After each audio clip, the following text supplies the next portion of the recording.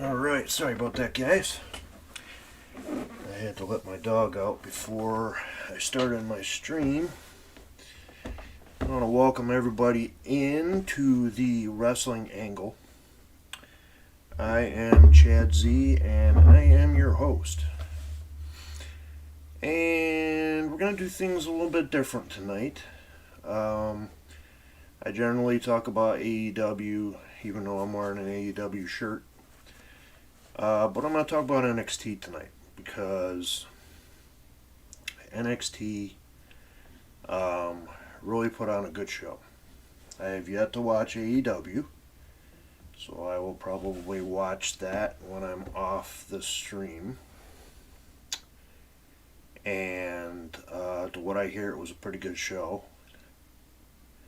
But I will withhold my opinions about that until I see the show.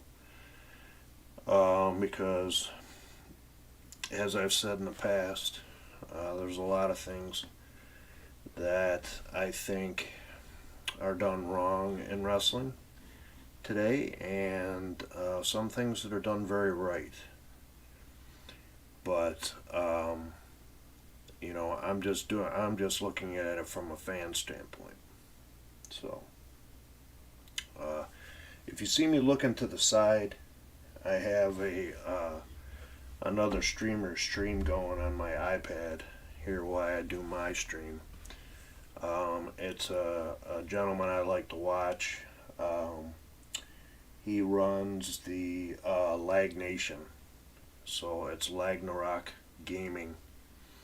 He plays a game that I like to play called Call of the Wild. It's a hunting game. And I actually streamed a game the other day for a little bit. I'm not all that great at the game because I'm not really... I've never hunted in real life. I've stated in the past that I'm not a real big... I love animals, and shooting video game animals and shooting real animals is a completely different thing. I'll have to say I've shot a gun one time in my life when I was a kid. My stepdad took me and had me shoot his pistol. So. But it's a game I like to play, and I've had quite a bit of time on my hands while I look for a job, and that's the reason why I started this stream. And the other reason is this is out of my comfort zone. I've really never done anything like this, and watching the streamers on Twitch and watching the guys at Close Fist, I can't give those guys enough props that they kind of gave me the courage to go ahead and do this. And along with Matt Johnson, my buddy Gary, who runs the Husky Heroes and Healthy Heroines Facebook page. He's been on the show a couple times, and I love talking about wrestling. I've been a fan for quite some time, and I think I have a little bit of knowledge in the sport / entertainment side of it, and that's what I like to do. I like to just kind of give the fans' point of view of what we watch on television. So we're going to talk about NXT tonight, but the first thing I wanted to do is, I didn't get a chance to do it. Happy 316 Day. It was yesterday. I didn't get a chance to crack a beer, and here's my beer for 316 Day. So, 316 Day happens to be the same month as my birthday. My birthday's on 3/23, and I was hoping to have 50 followers by then, but I think that was a little bit of an unattainable goal. So what I like to do is I like to shoot high and then see if I can achieve it. So, but I think we're going to extend that out, and we're going to continue to work on it.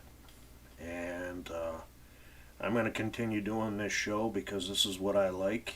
And whether I have one person watching or 50 people watching, it makes no difference to me. I can sit here and talk all night about wrestling. I have had one consistent viewer, and I'd like to thank that person, whoever you are. You're always on here when I'm on here, so I wish you'd jump and chat, but that's okay if you don't. I'm cool with that.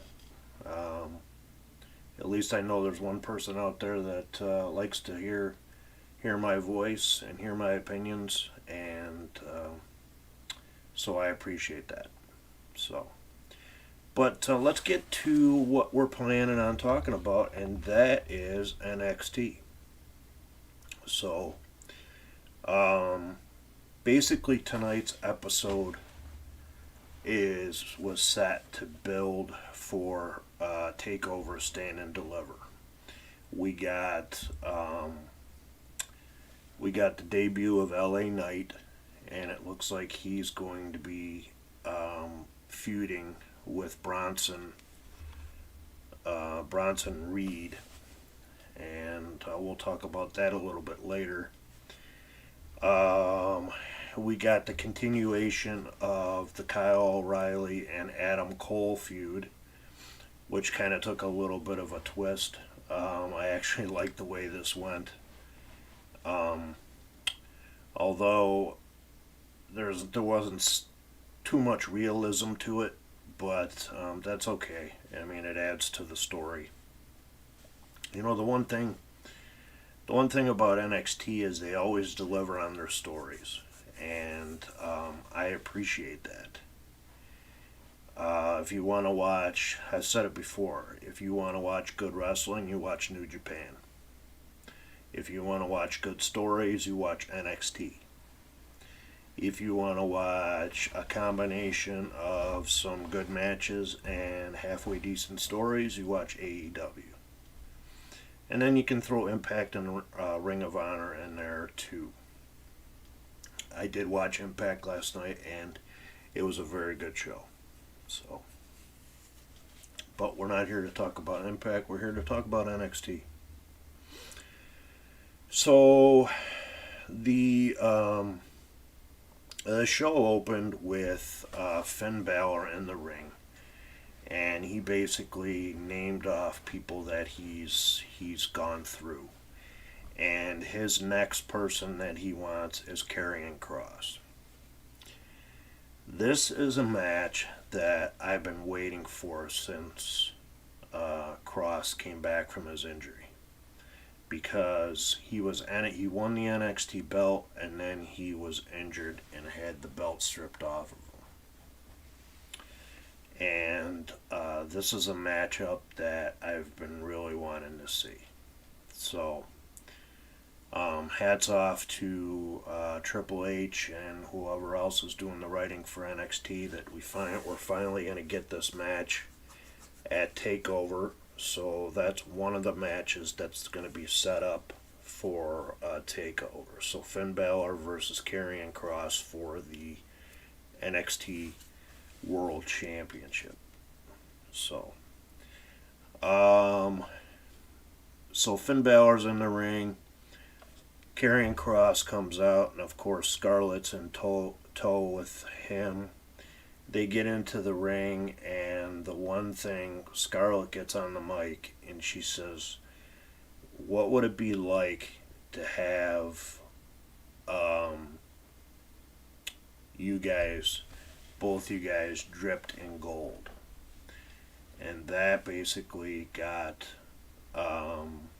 Imperium, um, Marcel, Barthel, and Fabian Eichner to come out, and they basically got goaded into a tag team title match with Karrion Kross and Finn Balor, and got goaded into it by Scarlett. Let me. I wanted to say this without being rude. Let's say that. But I really like the way Scarlett looks. She has really improved her look since joining NXT.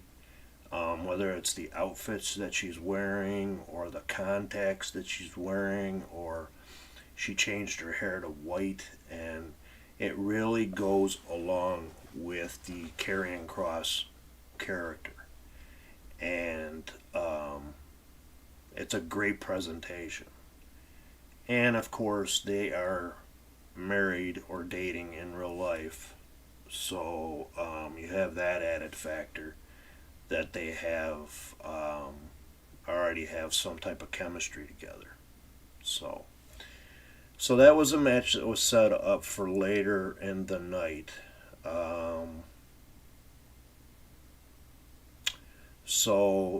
Finn Balor is and Karrion Kross are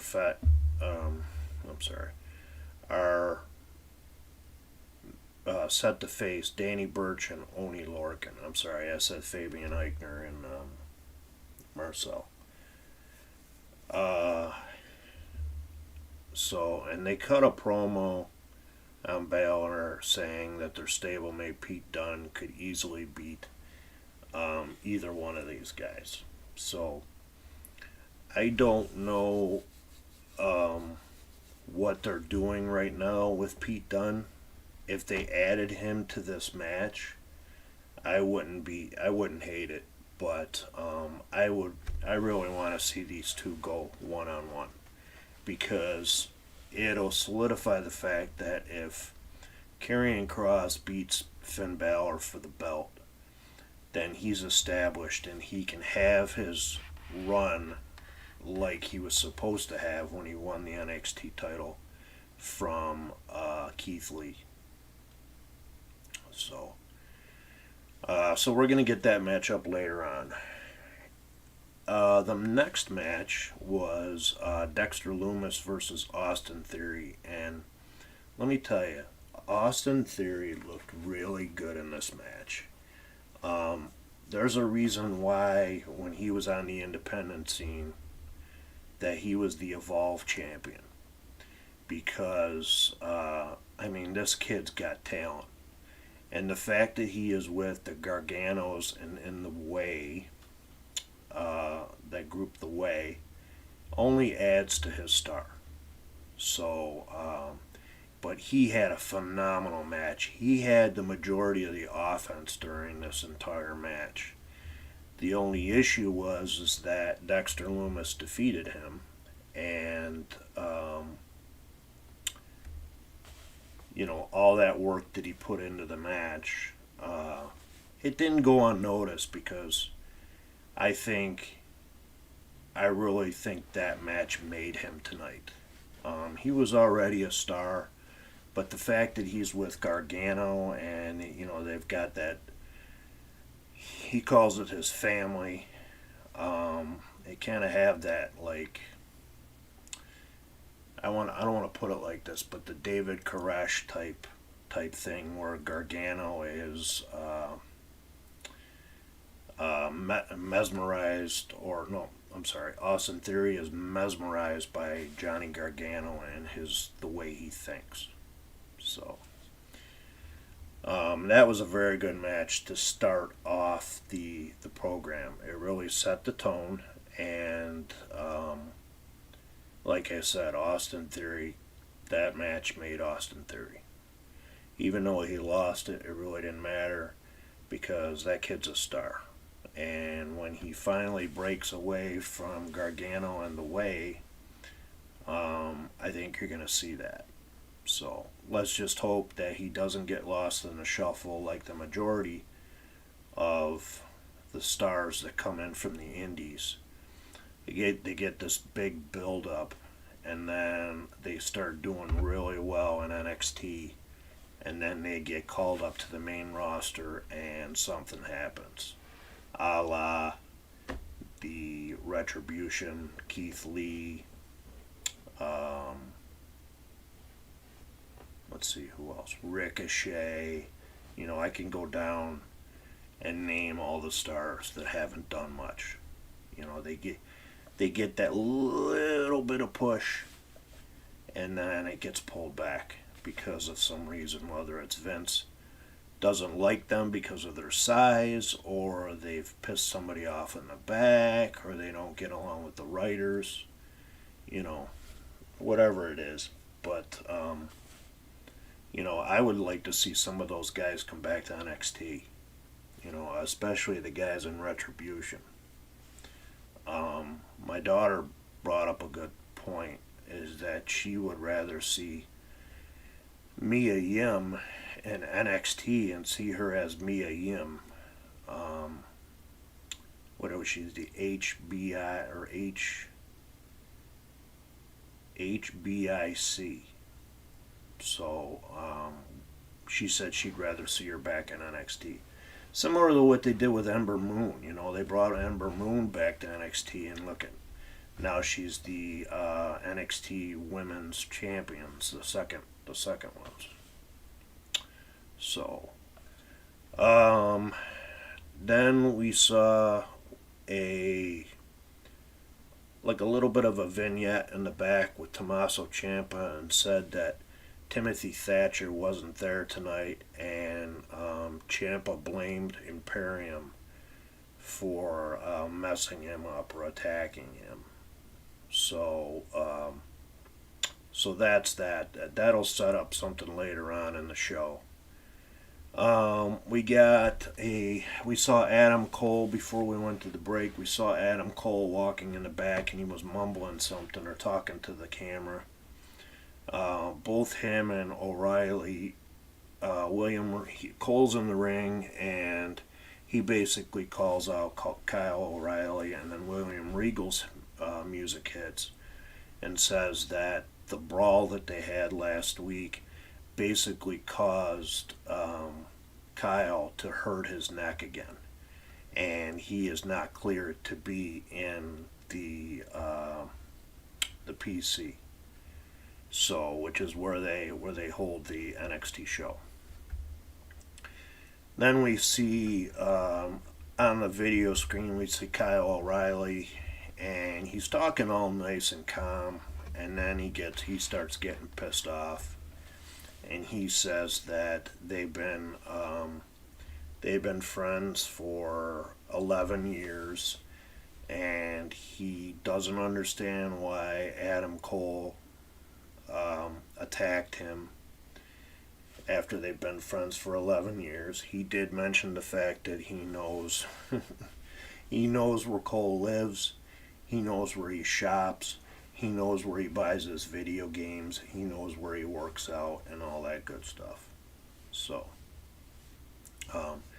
that looks like it's going to be setting up a match later on in the show. William Regal says that both Kyle O'Reilly and Adam Cole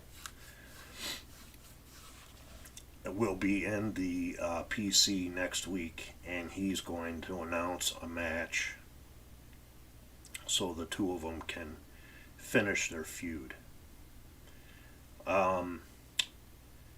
Just on a side note, I'd be kind of interested to see where they hold this Takeover pay-per-view event. If they hold it where the Raw and SmackDown tapings are, they could do a possible Hell in a Cell. Although NXT is not normally known for doing the Hell in a Cell, but they could do this to end or continue this feud. Although the Hell in a Cell is used to pretty much end feuds. I would love to see this feud go on past WrestleMania. So that's that. So then we get Raul Mendoza and Joaquin Wilde with the NXT Cruiserweight Champion Santos Escobar, and they're set to face Breezango, which is Tyler Breeze and Fandango. I really like Tyler Breeze and Fandango as a tag team. I don't know what it is. They've got chemistry. You know, they were on the main roster together, and now they're down in NXT. It seems like Fandango has really found his niche since coming back from injury. And then Tyler Breeze never lost it. I mean, they mentioned on during this match that Fandango won one of the NXTs, the original ones where they were doing the stupid obstacle course and all that thing. And then they started naming Tyler Breeze's recognition, and he faced Jushin Thunder Liger during one of the NXT Takeover events. So I really like them as a team. They did end up getting defeated by Mendoza and Wilde, but this match was meant for Escobar to be confronted by Jordan Devlin, who was the NXT Cruiserweight Champion before. Well, he never really lost the belt because he was stuck over in the UK. He couldn't defend the belt over here in the US. Well, he is now here in the US and he wants a match with Escobar. And I really like Jordan Devlin. He reminds me, obviously he was trained by Finn Balor, and he really reminds me of Finn Balor. You can go on the network right now before it switches over to Peacock, and you can watch the best of Jordan Devlin in Progress or WXW. If you're not familiar with his matches. So we got the confrontation. Both of them were in the ring. They both had their versions of the Cruiserweight belt. And I believe Devlin's version is purple and Escobar's version is black. I really like the black version if that's the case. It looks really nice. And it's got a little purple tint to it. So that's that. And then Devlin ends up punching Escobar and he busts his lip open. Actually, I don't think it was a punch. I think it was more or less a forearm. The figure four or the observer saying it was fake blood. I don't think it was fake blood. I think it was. I think he got stiffed, and his lip was busted open. So, but a great segment. You know, it really sets up the match that they're going to have on NXT Takeover. You know, champion versus champion, and then whoever wins comes out as the actual Cruiserweight champion. You know, they did something similar to this back in the early 90s. Actually, at WrestleMania 10, it was a ladder match. Maybe they'll do a ladder match. That ladder match was Shawn Michaels versus Razor Ramon, the very first ladder match. And that basically stole the show for WrestleMania 10. So maybe they'll make this a ladder match because these are two cruiserweights and they can fly around the ring. Although I get nervous when there's a ladder in the ring because these guys, they take the falls off the ladder, they could blow a leg out, and it's just not necessary. But it'll add to the effect of the match, and if the person can climb up that ladder and get the belts, then it signifies them as the one and only cruiserweight champion. So the next match we got was Dakota Kai versus Zoe Stark. This one actually, I think, went through 3 commercial breaks, which was whether they were giving people more time because a lot of the stars were a lot of the NXT people were exposed to COVID. And I want to think that the Garganos were one of them, along with Mindy, because they did before Austin Theory's match, he did a Zoom call with him to build him up. And it looked like they were calling from their house. So, but we got Dakota Kai against Zoe Stark. I had never really seen Zoe Stark on the indies, which is surprising. But I looked her up on Google, and let me see if I still have it up here. Yeah. So she basically started in 2013. She wrestled for Vendetta Pro Wrestling, Ultra Championship Wrestling 0. She got injured. She returned to the ring in 2018 to 2020. She wrestled in Dallas Championship Wrestling in a match against Thunder Rosa. And then she wrestled for Sabotage Wrestling, Championship Wrestling from Hollywood, Future Stars of Wrestling, United Wrestling Network, and Shimmer Women Athletes. And then she wrestled for Impact Wrestling between 2019 and 2020. I wasn't watching Impact back then, so that's probably why I didn't see her. But she actually had a match with then Knockouts champion Jordynne Grace. And then she was signed by WWE in 2021. So January 20th, 2021, she was signed along with Priscilla Kelly, and they named her Zoe Stark. And she was part of the 2021 Dusty Classic. And she was, they were eliminated by Ember Moon and Shotzi Blackheart. So, I didn't get to see her a lot on the indies and did not even know that she was part of Impact.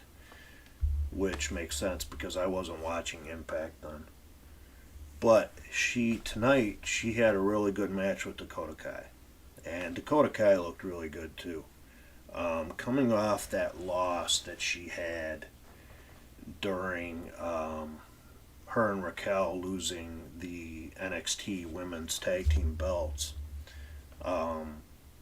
this was a strong win for her. And it was a good match. And the girls were given enough time to tell a story in the ring. So, which is good. So Dakota Kai ended up beating Zoe Stark with the help of Raquel Gonzalez. So then there was a break in the action in the ring, and then all of a sudden, Io Shirai's music hits, and she gets in the ring. Dakota Kai confronts her, and Io says a couple things to her, and then moves past her and goes right to Raquel Gonzalez, and shoves a contract into her chest. So it looks like at NXT Takeover standout, we're going to get Io Shirai versus Raquel Gonzalez, which I really like this matchup because there's a huge size difference between the two girls, and this could be the moment for Raquel to step out on her own, similar to what Rhea Ripley did. I just hope that when she wins the NXT Women's title, and she's gonna win it eventually, if not during Takeover, then somewhere down the road, that they don't make her lose the belt right away and move her to the main roster, because I think she has good chemistry with Dakota Kai, and I think she needs to have that belt. So that's that. And then they played a video package of MSK. After that aired on the show, the grizzled young veterans had a pre-taped interview and basically said that MSK fooled them last week, and the grizzled young veterans are angry about it. So they're calling for a match with MSK. So I would imagine this one's probably going to take place at Takeover 2, because one of the MSK is injured. So he's got a broken finger, I think it is. And he's not cleared to wrestle. So then we get, the next match we got was Tommaso Ciampa versus Marcel Barthel with Fabian Eichner. And basically this was just a squash, because they were building to the return of Walter. And those of you that don't know Walter, he is the current NXT UK champion, and he's a tremendous worker. He would be the reason why I would watch NXT UK, but I would imagine he's probably not on the show. I'm planning on watching tomorrow. It's at 4 o'clock. And Jordan Devlin is set to face Trent Seven, who they made a huge deal about tonight during a commercial for it, that Trent Seven has actually dropped weight to go after the NXT Cruiserweight title. So I would imagine it's probably taped, so the match has already been taped, and because it's going to be a little difficult for Jordan Devlin to get back to the UK by 4 o'clock, because they're on a different time than we are. So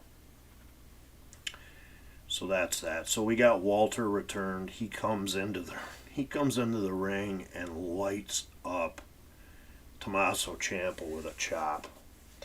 And basically Ciampa's attacked by Barthel and Eichner, and he's outnumbered. Timothy Thatcher's not there, so he can't come out to make the save. And his last name's Wolf. Alexander Wolf wasn't there either. And but Alexander Wolf actually teamed with Thatcher before, and Thatcher was part of a tag team with Walter on the Indies or in Evolve. So there's a connection there. Whether Thatcher joins Walter and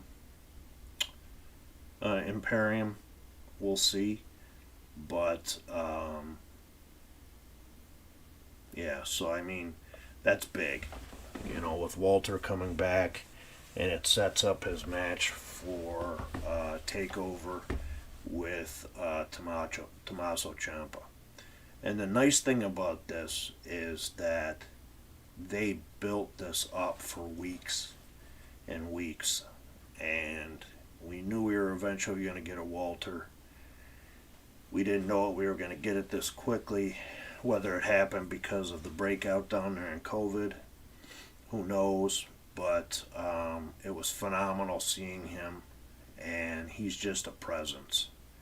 And he's the longest reigning UK champion. So we're going to get that match. So that ended with Walter powerbombing Ciampa.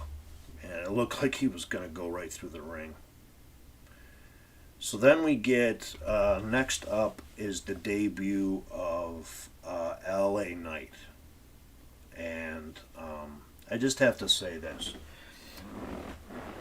I love the fact that they're letting this guy take his character that he basically had in TNA and moving him over here and just making him change his name. Because there's that part where he goes, let me talk to you.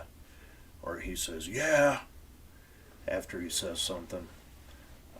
He reminds me of a version of The Rock. And he was actually on The Rock's. He had a reality show where they had to do like spy stuff, and he was on that show, and it basically took off. The Rock has been behind him since day one. Another big proponent of his was Percy Pringle or Paul Bearer. He was wrestling for Championship Wrestling from Hollywood, and then he got signed by Impact, then he got signed by the NWA, and circumstances happened there where his contract ran out, and he's now with NXT. So if they do this right, they've got a star, and that's a future champion right there. But he ended up facing August Gray, and August Gray is a guy that was in Evolve, and he was doing like this sleazy type gimmick, and so LA Knight ended up defeating him. But after Bronson Reed, before LA Knight made his way to the ring, Bronson Reed, you could see him walking into LA Knight's locker room, and during his match with August Gray, Bronson Reed comes out and does the fat man in the little coat bit, where he puts the coat on and he splits it. Actually, he split the coat before he even got his arms into the to LA Knight's coat. So it was a funny segment, and it builds up to the feud that those two are going to have. So, and then he ended up doing a finish that I've never seen before. They're calling it the headlock DDT. So, um, so that's that. And then I think, hold on one second. Okay, there we go. So then we get, after that segment's over with, we get Dakota Kai and Raquel Gonzalez are in the back, and they're being interviewed. And it was Raquel Gonzalez, and she says that she's excited for the fact that she's going to face Io Shirai for the title, and then Dakota Kai comes in and interrupts.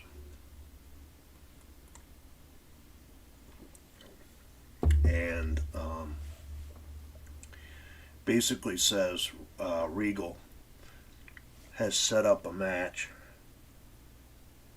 with Dakota Kai and Gonzalez versus Io Shirai and Zoe Stark.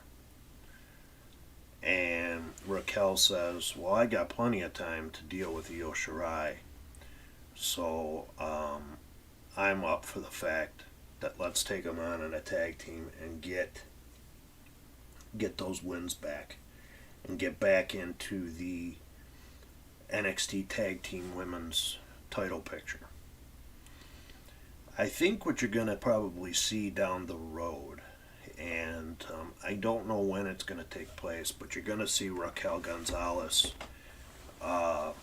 break off from Dakota Kai, especially if she wins the women's NXT belt, and either become still be a heel and have Dakota Kai in tow, and then down the road have Dakota Kai get jealous because she's never won the NXT belt and Raquel has, and you see them eventually break up and feud. So, excuse me. So then next up, this was the other thing. So after that was all taking place, we had a camera crew come grab William Regal, and they found Adam Cole and Kyle O'Reilly getting their handcuffed and getting put into the police car. And they're basically yelling back and forth at each other. And Cole is yelling that Kyle tried running him off the road. And you can tell William Regal was getting pissed because he kept going back and forth between the two of them. The cops told Regal to stay away. This is something that I've never experienced this myself, but I would imagine they don't allow this. Is that the back window, when Kyle was in the police car, the back window was open. Now, even though the cop was standing there, but he was still able to yell back to Adam Cole. So, I don't think that would ever happen in real life. I personally have never been arrested, but I've seen enough cop shows and, investigative reporting shows. Well, when they arrest a person and they put them in the back of the police car, they don't roll the window down. So, but like I said, even though the cop was there, Adam Cole was in handcuffs. He was at his own car, and you could see the two cars. One was in front of the other. So, that's when William Regal comes back to the PC, and he says that he's confronted by one of the interviewers, and he said, is everything okay with, or she says, is everything okay with Adam Cole and Kyle O'Reilly? And Regal basically says that he hopes that the police drop the charges so these two can be at the PC next week to talk about their match at NXT Takeover. So, I really like the way this feud is going. We've only had a couple times when these guys have touched, and there's a real life friendship between the two of them. They've been best friends since for 11 years. They were a tag team on the Indies for CZW and Ring of Honor, and if I believe correctly, Cole turned on Kyle O'Reilly just like he did in NXT. So they're playing off real life, and that's what makes it more real. You know, when they playing off a real life friendship, and these guys know each other so well, they're gonna automatically have some type of chemistry in the ring, and they're gonna put on a great match. That's all there is to it. So then next up, we get the main event, which is the NXT Tag Team Champions, Danny Burch and Oney Larkin. They go up against NXT Champion Finn Balor, Karrion Kross with Scarlett. Karrion Kross looked really good in this match. He's really bulked up since coming back from his injury. I'm expecting that the match that he has with Finn Balor at TakeOver is just going to be phenomenal. It's going to steal the show. Whatever night it's on, whether it's on the second night or the first night, it really doesn't matter. It's going to steal the show. I think it's going to be a toss-up between that match and the Adam Cole-Kyle O'Reilly match. And then you could see Escobar and Jordan Devlin too. So the card is really shaping up really good. It's actually shaping up better than WrestleMania. And because we only have a few matches for WrestleMania, but we got 4 weeks. 4 weeks from today, I think, or 4 weeks from Sunday before WrestleMania. So it'll be interesting to see how that goes. So Danny Burch and Oney Larkin, they ended up defeating Balor and Karrion Kross. There was a miscue, and one of the guys ran into Scarlett, and she got knocked down to the floor, and she took a pretty good bump. I mean, this is a girl; she's a wrestler, so. Back in the day when Miss Elizabeth took that bump from Savage, when Savage got thrown out of the ring, Elizabeth wasn't a worker. She had very limited wrestling training, but she took a pretty sick bump too. So the difference between her and Scarlett is that Scarlett is trained, and she knows how to take the bumps. And they didn't have a PC back then where these guys and girls can go practice their craft and so forth. So, but what ended up happening is Karrion Kross basically attacked Finn Balor. Scarlett pushed Kross off, teasing the fact that she was going to go with Finn Balor, which we know was never going to happen. Got Finn Balor to his knee, or got Finn Balor up on his legs, and then basically gave the nod to Karrion Kross to attack Finn Balor, and then Scarlett basically placed the NXT title on Balor's chest. Scarlett and Karrion Kross were standing over them, and that's when the show went off the air. So, like I said, a very good show tonight by NXT. Are they going to win in the ratings? Who knows? It really doesn't matter to me. I stated on my last show, which was Monday night, that there's a lot of talk about the Wednesday Night Wars. There is no Wednesday Night War, guys. I hate to tell you that.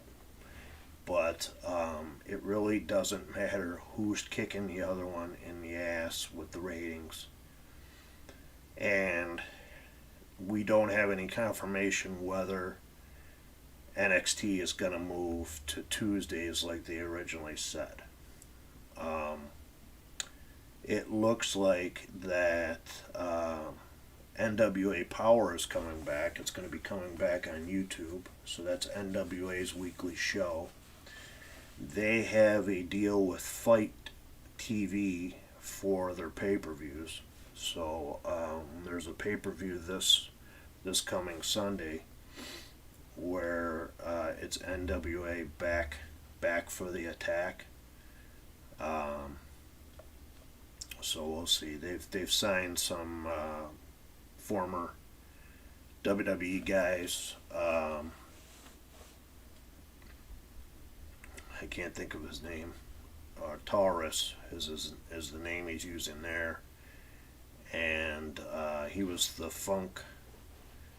Funkasaurus in WWE, and then I believe he was Taurus in TNA too. So, anyways, he's a Fox analyst, and so they signed him. Thunder Rosa's still under contract with NWA, and Aaron Stevens, who is Damian Sandow, is going to be in the main event. He's going to face Nick Aldis. And this match is set to pay respects to Josephus, who just recently passed away. And he was also the question mark, too. Which was a character that was really taking off in NWA. And it would have been interesting to see how they would have continued that storyline. Because Aaron Stevens is hated, and the question mark was getting cheered. So that's that.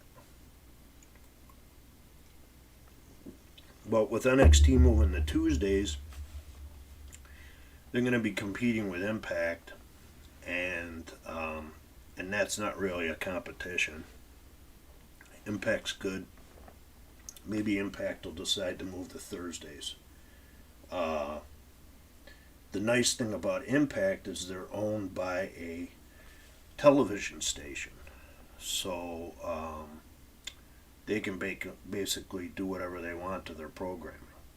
So, and then there's talk about Impact's on Access TV. Now there's talk about New Japan coming back to Access TV with a weekly TV show. So, and they have a weekly TV show right now, New Japan Strong USA, and it's similar to the matches that they have in New Japan, but it's just done on USA soil, and they're using guys from Ring of Honor, MLW, and I believe, no, just Ring of Honor and MLW. And then obviously they have the young boys over here like Gabriel Kidd, who is a phenomenal worker. I really wish he would have gone farther in the New Japan Cup, but he held his own in the tournament. So that's that. So that's NXT for the night. Let me look and see whatever type of news. I want to say, if you guys get a chance, check out my Facebook page. I am constantly posting news on there from the shows, backstage stuff, and I mostly get most of my stuff from Wrestling Inc., which is a website that I use. That or the Wrestling Observer. I want to make sure that those two sources get credited for what I use. Also, for my AEW news, I use Close Fist. Big Sean and Papa Russ have the Close Fist. I want to make sure they get credit for putting out the news on there, but I just share it onto my page, and nobody seems to mind it. So,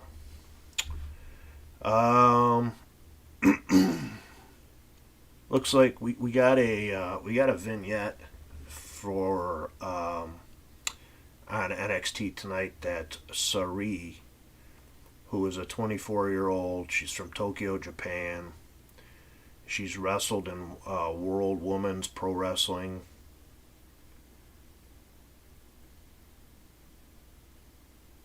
As Diana Seedling and the Sendai Girls. I'm not really familiar with her work because I don't watch a lot of the women's pro wrestling in Japan. I mostly watch New Japan. I know my buddy Gary, Husky Hero, is really into Japanese wrestling, and he watches all Japanese stuff. So, but I'm looking forward to seeing her because they showed some clips of her wrestling, and looks like she is going to be a good worker. Let's see. Let's see what else we got here. It looks like Kylie Ray is going to be returning to wrestling after taking a sabbatical for a little bit. This was actually her second sabbatical. She suffers from severe anxiety, which I understand because I do too. And when you have anxiety, not to really get into the symptoms of it, but when you have anxiety, you basically want to just get yourself out of situations, and you'll do it any way you have to. So fortunately, this is the second time that she's had to do this.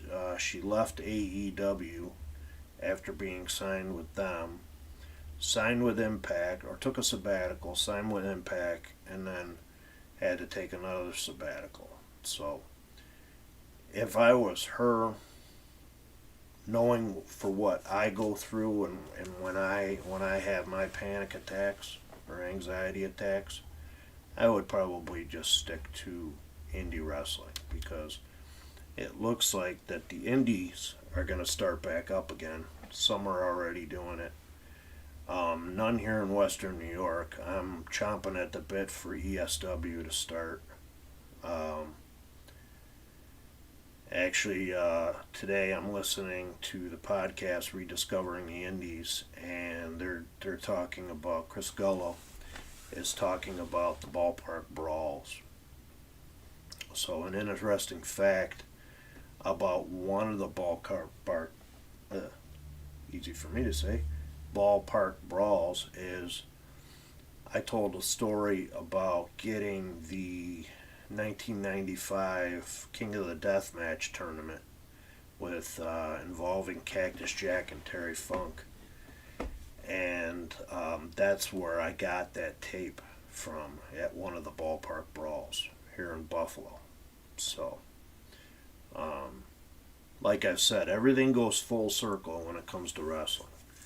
So, and that's another great podcast to listen to, is Rediscovering the Indies, with I believe, and if it's Chris Gullo and Jonathan Nash. Chris is a comedian here in Buffalo, and he's also ESW's ring announcer. And then Jonathan Nash is their video producer. So he's worked with companies such as UPW, which is based out of Rochester, ESW out of Buffalo, and 2CW was based out of the Southern Tier. So both great guys. I met them both, and I would really love to go on their show. They don't have guests, but I would love to go on their show and just talk wrestling with them. The same with the Closed Fist. So Kylie Ray, she's going to be coming back to wrestling. So good for her. I hope she's able to move past this mental health issue. It's not easy, I can tell you that right now. That's one of the reasons why I don't have a job right now, is because of that. But I think I have mine under control, so which is good. I'm not going to talk about AEW until I actually see the show for tonight. But I did want to talk about New Japan. So we click over to New Japan's website, which, by the way, you can get all of New Japan's news on njpw1972.com. And they give you results and all that good kind of stuff, and their schedule and the news and all that. So the latest show that took place, and if you're not familiar with New Japan during this New Japan Cup has been having a bunch of 6-man tag team matches and 8-man matches to start off their shows. And basically it's used to build up the match that these guys are set to have in the New Japan Cup. So I'm not even going to get into those matches, although I will say this: the Great O'Khan, Jeff Cobb, and Will Ospreay faction is something to watch. And if you get a chance and you want to watch one match out of this whole tournament, watch Zack Sabre Jr. versus Will Ospreay. Those guys told a story. I believe they're friends outside of wrestling, and they're both from the UK, and both phenomenal workers. So on the 15th, we got David Finlay went up against Yoshihashi, and it looks like that David Finlay won. They have X's and O's here. I would assume the O means win, and the X means they lost. So yeah, it says David Finlay advances to the quarterfinal.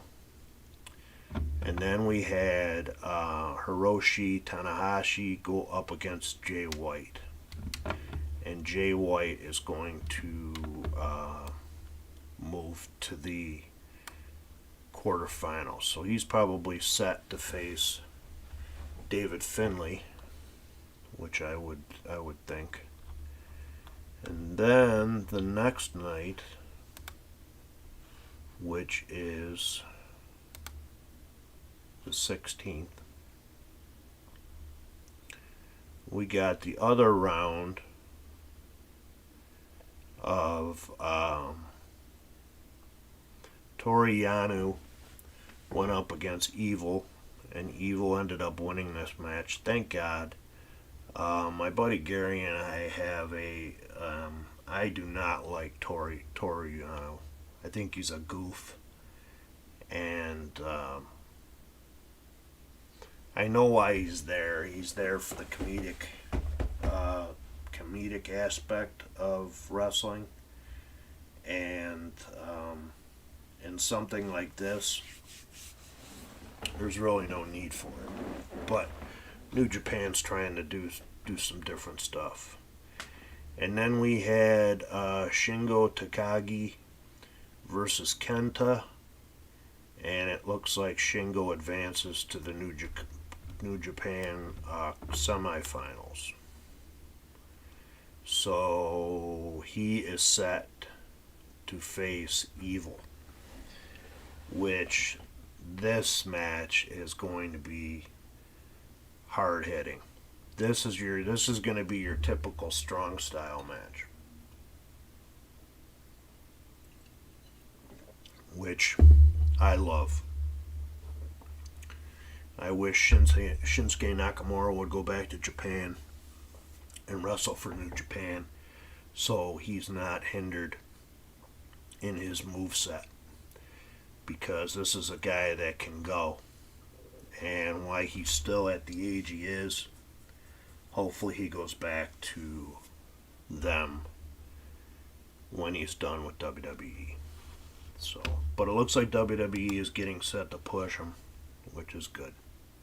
So there's your semifinal and quarterfinal matchups for the New Japan Cup. If you guys get a chance, go back and watch this entire tournament. There's some phenomenal matches. Even the 6-man and 8-man tag team matches, they have storylines built inside of them to coincide with the matches. One of them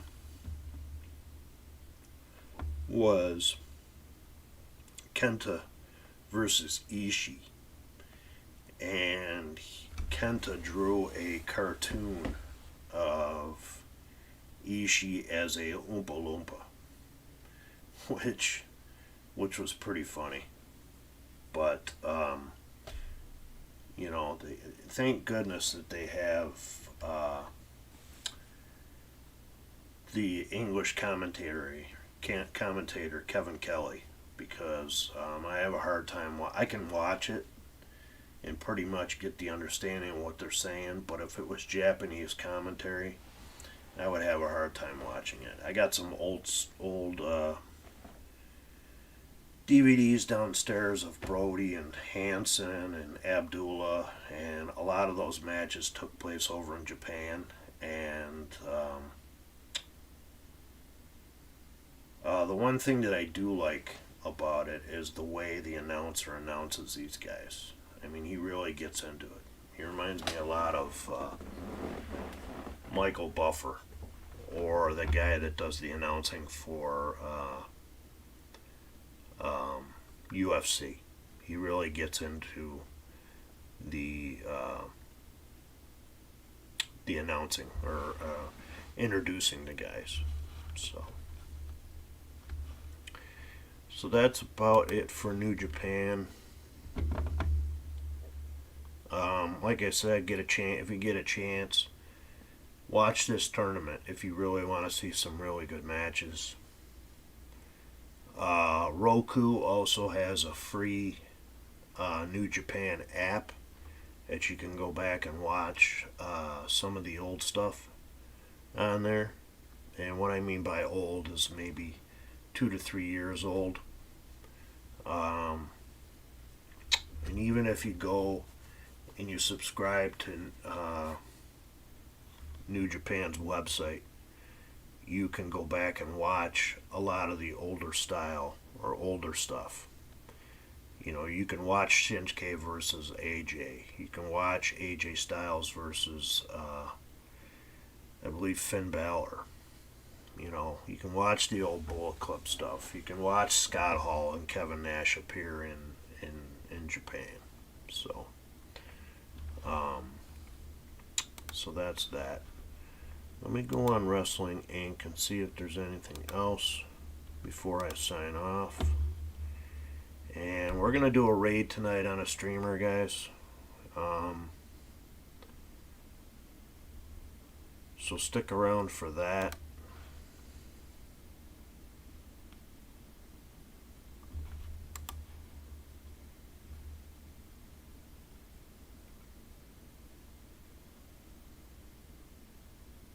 I'm not going to talk about any of the AEW stuff until I watch the show. I don't want to spoil it for myself. I did watch the latest episode of BTE, and they were making fun of the leg slap or the thigh slap when they throw super kicks. So that was a shot at WWE, which, to be honest with you, is stupid. It's gonna end up going away and people forgetting about it, and then you're gonna see the guys slapping their leg again. So, so that's about it for tonight. I want to thank everybody for tuning in. It went about an hour and 16 minutes. I'll be back tomorrow early to go over AEW and talk about that. I apologize for not having that many streams this week. I've had some things come up, some doctor's appointments, and tomorrow I'm having a dishwasher installed. Our dishwasher took a shit. But I will be back tomorrow morning with a show recapping AEW. So you guys can check me out then. Go visit my Facebook page, The Wrestling Angle 1. You can catch me here on Twitch at twitch.tv/TheWrestlingAngle1. You can also check me out on YouTube. Most of my shows are on there for video on demand. At least the ones that have been taped recently. The only thing is when you type it in, you need to type in the Wrestling Angle 1 as one word, and that's the number 1, not ONE. You can check me out on Twitter, ECW, the number 4 LFE, so that's ECW4 Life. You can check me out on Instagram at ECW, the number 4 LFE, so that's ECW4 Life. I want to thank you guys for tuning in tonight. Stick around, we're going to raid a, if she's still on, let's see. She's still on. Alright, so we're going to raid Tiny Pufferfish. She plays Call of Duty, and she has some pretty fun streams, so bear with me, guys.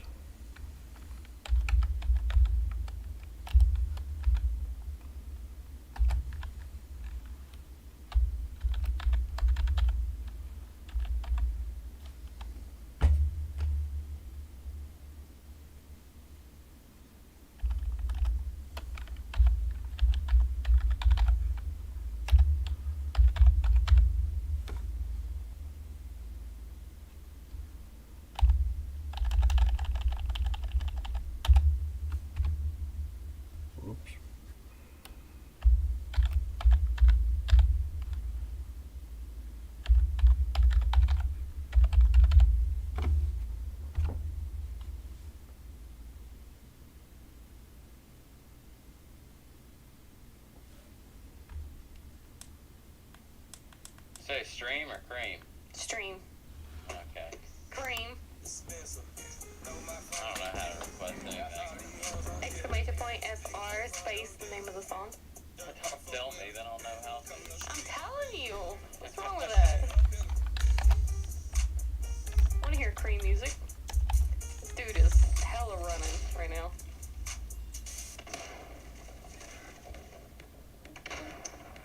Chad! Freaking everywhere. Where is this guy? No, look.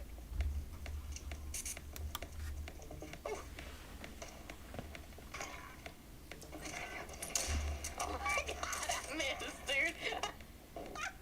I missed the first shot. Y'all didn't see that. I've been drinking, okay?